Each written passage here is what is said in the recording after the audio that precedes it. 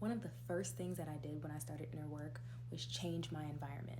And by changing my environment, I don't mean I cut everyone off and I isolated myself. I mean that I made those tiny little tweaks in my environment that allowed me to shape this new reality that I wanted to create. For example, when I was manifesting love into my life, which is my current partner, I not only did all the journaling exercises, but I also started to slowly change my environment. For example, my bed was in the corner and I was reading up on like feng shui or something, and it was saying that like if you want to call in a partner, you have to act like your partner is already there, like already act like they are in your environment.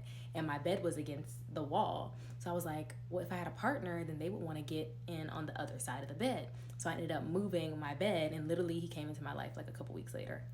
Very strange, but this is how manifestation works. When I just wanted to feel more abundant, more prosperous, more rich, I started unfollowing all the low vibrational, like poor mindset, broke mindset content. I started auditing my social media following so I could call in more money and call in like this new lifestyle that I wanted. So I started unfollowing the shade room and all the drama sites. I started unfollowing all the, like when I would see like violence or, fighting or whatever on my For You page, I would just like, I'm not interested. So I actively started changing my environment.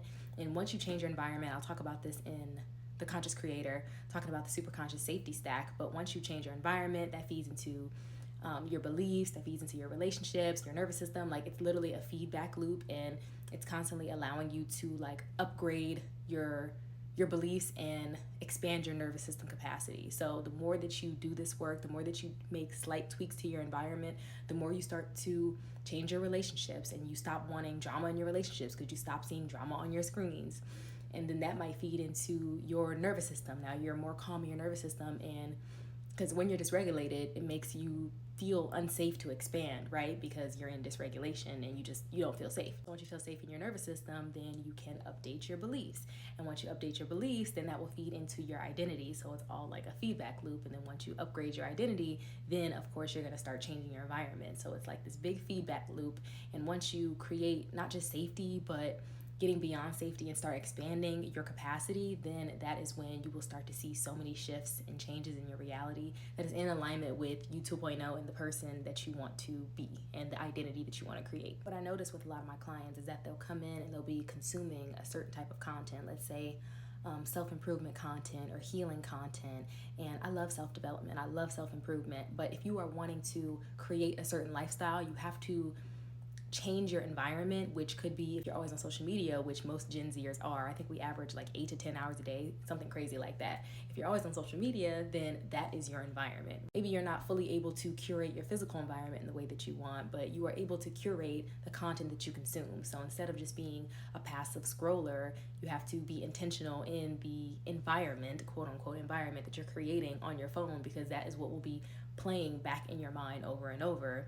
And that's essentially like your 5D like living vision board. And to take it a step further, because vision boards didn't really fully resonate with me, it was a good first step, but to take it a step further, when I discovered what I call now the Magical Morning Mindset Map, it was this really high vibrational document that wasn't just, okay, I'm putting Patek Philippe's on my vision board, or I'm putting, I don't know, vacations and stuff. It was like this living, breathing document that is essentially an environment that I'm creating for myself, that I'm constantly immersing myself in this really meaningful reality.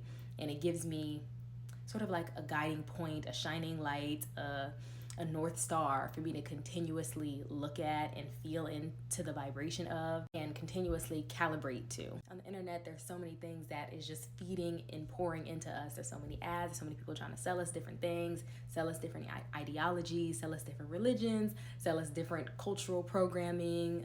A lot of it is divisive, a lot of it isn't love, a lot of it is fear, a lot of it isn't expansive, a lot of it is contractive, a lot of it is, men hate women, white hate black, I don't know, whatever you might see on your For You page. Those are the things that I just scroll by and say like not interested.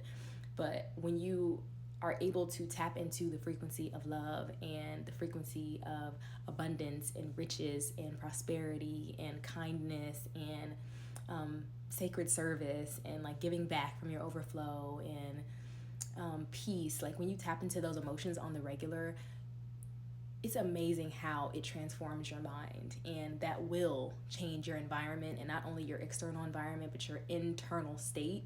And then you will see everything start to manifest in your reality. You'll see a more calm nervous system and be able to expand it. You'll see a shift in your beliefs, and instead of feeling like money is scarce, it'll start to feel like money is like everywhere. You'll start to see it everywhere. Instead of feeling like love is something that you have to chase and that's outside of yourself, it will come from within, and then that will be reflected in your outer reality, in your relationships. Instead of feeling like, I don't know, eating healthy or living a healthy lifestyle is something that is difficult and unattainable, it will start to just be second nature to you, because you are shifting your environment. You're shifting your beliefs, you're changing your relationships, you are expanding your nervous system capacity, and you are shifting your identity. If you want to do more of that environmental work, I recommend that you definitely start to shift your For You pages, shift your feed, start saying not interested, watch what environments and what communities that you plug into, because that will affect your environment and your field.